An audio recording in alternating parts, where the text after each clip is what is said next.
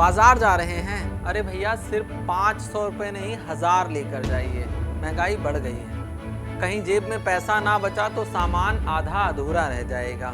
यकीन नहीं आ रहा है तो आइए विस्तार से बताते हैं। रिपोर्ट्स की माने तो हमारे देश की अर्थव्यवस्था को 1100 वोल्ट्स का करंट लगा है। जुलाई सितंबर तिमाही में विकास दर घटकर 5.4% रह गई है। ये लगभग 2 साल में सबसे धीमी रफ्तार है। इससे प्रधानमंत्री नरेंद्र मोदी के आर्थिक लक्ष्यों पर अब सवाल उठ रहे हैं। इस सुस्त रफ्तार की मुख्य वजह कमजोर मांग, महंगाई और ग्लोबल अनिश्चितता है। सरकार अभी भी ऊंची विकास दर की बात कर रही है, लेकिन विशेषज्ञ चिंतित हैं। भारतीय रिजर्व बैंक आरबीआई ने ब्याज दरों में कोई बदलाव नहीं किया है। इससे कंपनियां और आम लोगों को राहत नहीं मिली है। आने वाले महीनों में थोड़ी रिकवरी की उम्मीद है, लेकिन चुनौतियां जैसी की तैसी ही कायम हैं।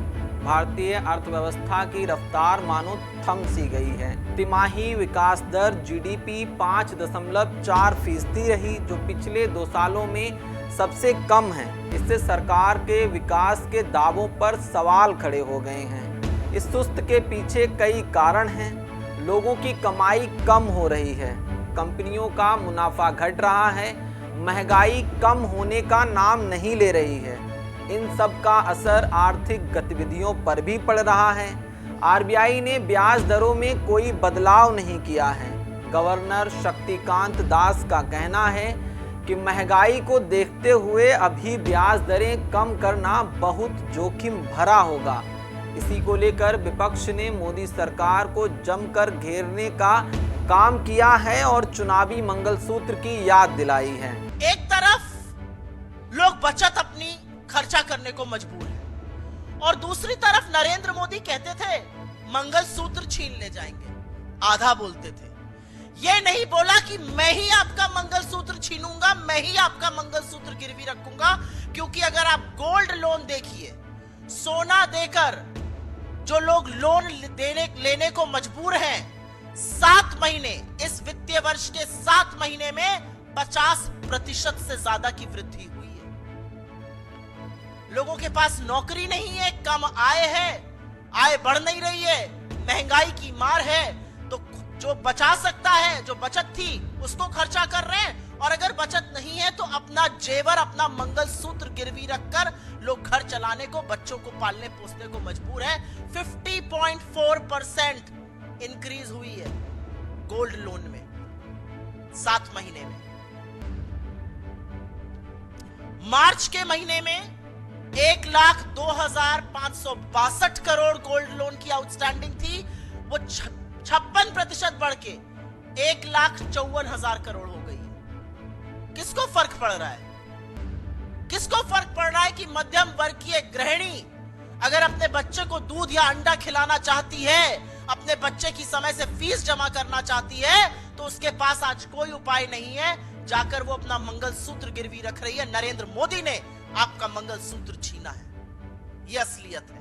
महंगाई को लेकर जितनी भी बातें हमने आपको बताई हैं, वो सब ऐसा नहीं है कि हम अपने पास से कह रहे हैं, बल्कि ये निराशाजनक आंकड़े बीते दिन सांख्यिकी मंत्रालय ने जारी किए हैं। ये 2022 के अंत के बाद से सबसे खराब प्रदर्शन है। आरबीआई के 7% विकास दर के अनुमान से ये काफ़ी कम है। ब्लूमबर्ग के किए गए सर्वे में 44 अर्थशास्त्रियों में से किसी ने भी इतनी धीमी आर्थिक वृद्धि का अनुमान नहीं लगाया था। रॉयटर्स के सर्वे में अर्थशास्त्रियों ने पिछली तिमाही के 6.7% से मामूली गिरावट के साथ 6.5% की ग्रोथ का अनुमान लगाया था। मुख्य आर्थिक सलाहकार बीबी अनंत नागेश्वरन ने इन आंकड़ों को निराशाजनक बताया है। उन्होंने इसके लिए वैश्विक चुनौतियों को जिम्मेदार ठहराया है। उनका कहना है मंदी मुख्य कारण से मैन्युफैक्चरिंग सेक्टर की वजह से है। इसकी एक वजह चीन, जापान और दक्षिण कोरिया से सस्ते स्टील का आयात भी है। भारत के विकास का मुख्य इंजन रहा शहरी मध्यवर्गीय उपभोग में तेजी से गिरावट आई है। लोग बिस्कुट और साबुन जैसी जरूरी चीजों से लेकर कार जैसी महंगी चीजों तक हर तरह की खरीदारी कम कर रहे हैं। इसका असर बड़ी कंपनियों की कमाई पर भी दिख रहा है।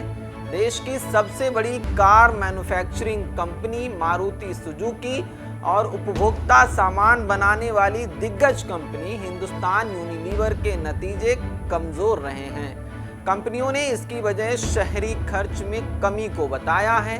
कॉरपोरेट भारत की रेवेन्यू ग्रोथ 16 तिमाहियों के निचले स्तर पर पहुंच गई है, जो मांग में कमी को दर्शाता है। अब जीडीपी के आंकड़े भी इस बात की पुष्टि कर रहे हैं। दूसरी तिमाही में 5.4% की जीडीपी ग्रोथ उम्मीद से काफी कम है। कई सेक्टरों में नकारात्मक रुझान देखने को मिले हैं। मैन्युफैक्चरिंग ग्रोथ पिछली तिमाही के 7% से घटकर 2.2% रह गई है। खनन उत्पादन में मामूली गिरावट आई, जबकि सेवा क्षेत्र में अच्छी वृद्धि रही, लेकिन ये अनुमान से कम थी। निजी उपभोग व्यय पहली तिमाही के 7.4% से घटकर दूसरी तिमाही में 6% रह गया। ये कमजोर मांग को दर्शाता है, जहां बढ़ती ब्याज दरों और महंगाई से घरों के बजट पर असर पड़ा है। निवेश में भी कमी आई है। कारण है कि सरकारी पूंजीगत व्यय धीमे हो गया है। सकारात्मक पक्ष पर अच्छे मानसून के बाद खरीफ की अच्छी बुवाई से कृषि विकास में तेजी आई। हालांकि वित्त वर्ष 2024-25 के दूसरे भाग में रिकवरी की कुछ उम्मीद है। अर्थशास्त्रियों को उम्मीद है कि बेहतर कृषि उत्पादन, बढ़ते सरकारी खर्च और त्योहारों और शादियों के मौसम में खपत में बढ़ोतरी से विकास में मामूली सुधार होगा। फिलहाल अभी के लिए इतना ही। मेरा नाम खुशनूर है और आप पंजाब केसरी टीवी देख रहे हैं। बहुत बहुत शुक्रिया आपका। नमस्कार। हमसे जुड़े रहने के लिए हमारे YouTube चैनल को सब्सक्राइब करें और नई वीडियो की नोटिफिकेशन के लिए बेल आइकॉन को दबाएं।